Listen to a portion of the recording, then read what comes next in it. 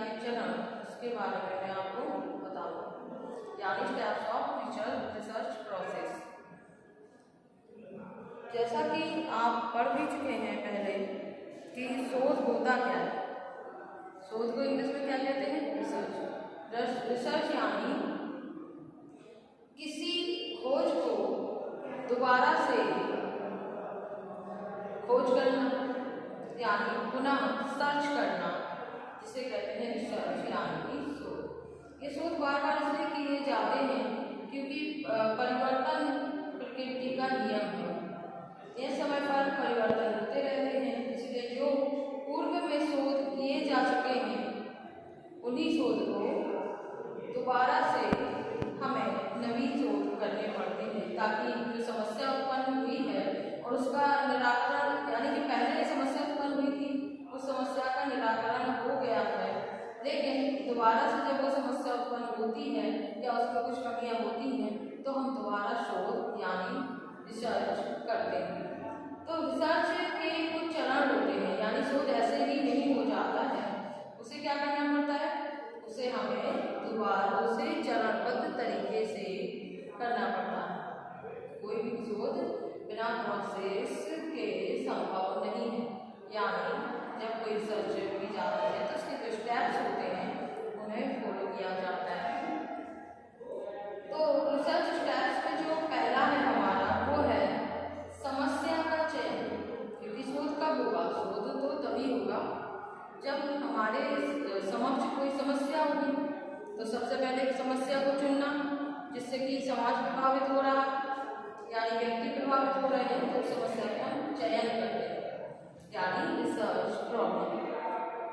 अब समस्या का तो चयन हो गया, अब करनी है उस पर रिसर्च, तो हमें सबसे पहले उसका क्या देना होता है? इंट्रो देना होता है, इंट्रो यानी इंट्रोडक्शन देना होता है। तो परिचय की आगे समस्या क्या है, उस समस्या को हम किस तरह से खत्म कर सकते हैं, तो ये हमारा हो जाता है क्या? इंट्रोडक्शन यानी समस्या का परिचय। अब साहित्य समिति दो अपन स्टेप्स हो चुके हैं, समस्या का चयन, समस्या का चयन कर लिया हमने, इंट्रो भी दे दिया हमने जो समस्या थी। तीसरा पॉइंट आता है साहित्य समीक्षा यानी रिव्यू ऑफ लिटरेचर। इसका अर्थ होता है कि पूर्व में जो शोध किए जा चुके हैं, यानी पहले जो रिसर्च हो चुकी हैं उनके क्या निष्कर्ष निकले थे, उन निष्कर्ष को हम साहित्य समीक्षा के अंतर्गत यानी थर्ड पॉइंट के अंतर्गत हम रखते हैं।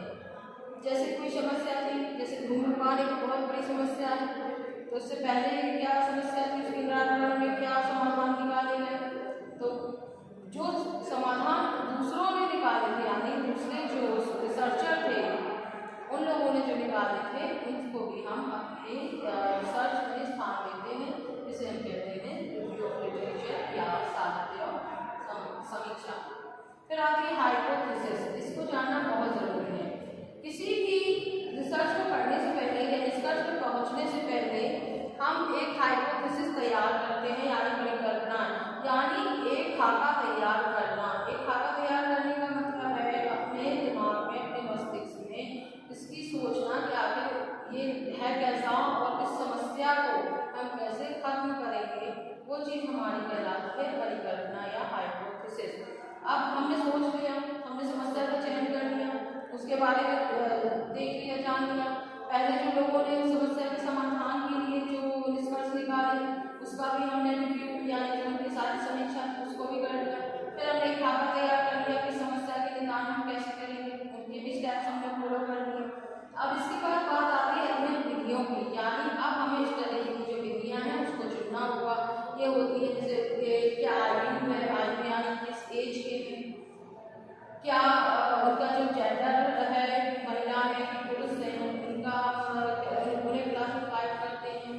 एज हो गया, इनकम यानी उनकी आय का सोर्स क्या है और उनकी इनकम कितनी है, ये सारी चीज़ें। फिर वो उस समस्या है, यदि उसके अंतर्गत कोई सरकारी योजनाएं चल रही हैं तो उनका लाभ ले रहे हैं, नहीं ले रहे हैं। तो इसी तरीके से पॉइंट को चुन करके इन अध्ययन विधियों को हम रिसर्च में फिफ्थ नंबर पर हम करते हैं। तो ये हमारी होती हैं अध्ययन विधियाँ, मेथड ऑफ स्टडी है, यानी आयु हो गया, मतलब एज हो गया, आपका जेंडर हो गया, इनकम हो गया, इसी के साथ ही अन्य जो मैं आपको इसको डिटेल में बताऊंगा। फिर इसके बाद आपका आता है, इसमें ये पॉइंट बहुत जरूरी है हिंदी में, नमूने लेना, प्रतिदर्श इसको बोलते हैं। इसके बाद प्रतिचयन यानी कोई सैंपल सैम्पलिंग यानी रिसर्च डिजाइन क्या रहेगा, और सैम्पलिंग हम लोगों ने सैंपल कैसे दिया, इस जैसे कहीं उस समस्या से ग्रस्त एक एरिया है, उसमें जो मान के चलिए अगर 1000 लोग रहते हैं तो उसमें से हम 50 से 100 लोगों का सैंपल लेते हैं। फिर उस सैंपल को हमने कैसे निकाला है वो कहलाती सैम्पलिंग।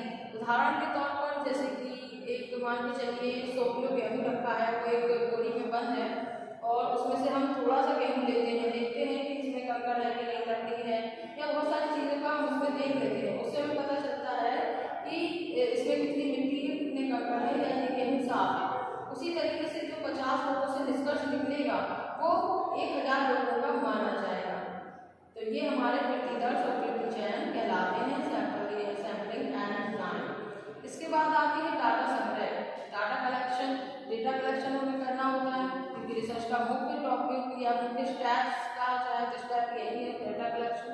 डेटा हमें कलेक्ट करना होता है उस समस्या से संबंधित। फिर हमारा आता है परिणाम और विवेचन। फिर हमें जनरल डिस्कशन की भी हमने ये शोध किया, इस शोध पे ये परिणाम निकला है, उसकी हम सारी चीज़ें उसका हम डिस्कशन करते हैं। फिर हमें पता चलता है कि समस्या का समाधान किस प्रकार कर सकते हैं। फिर 8वां और लास्ट होता है हमारा रिपोर्ट तैयार करना, यानी प्रिपरेशन द रिसर्च रिपोर्ट। अब प्रिपेयर होना, रिपोर्ट तैयार करनी पड़ेगी, किस तरीके से हमने इसको शोध किया है, कहाँ से हमने क्या मटेरियल हमने यूज़ किया है, जैसे कोई रिव्यूज़ हमने जो लिए थे, लिटरेचर लिए थे, या हमने जो सैम्पलिंग में हमने कुछ लिया है, यानी अगर हमने अपने रिसर्च में कहीं से भी कुछ लिया होता है तो उसको हमें बताना पड़ता है कि हमने इस चीज़ को हमने इसके पास से लिया हुआ है। तो ये हमारे शोध प्रक्रिया के चरण होते हैं, और इसके बाद में आगे आपको शोध प्रक्रिया की विशेषताएं वगैरह आपको आगे डिटेल में समझ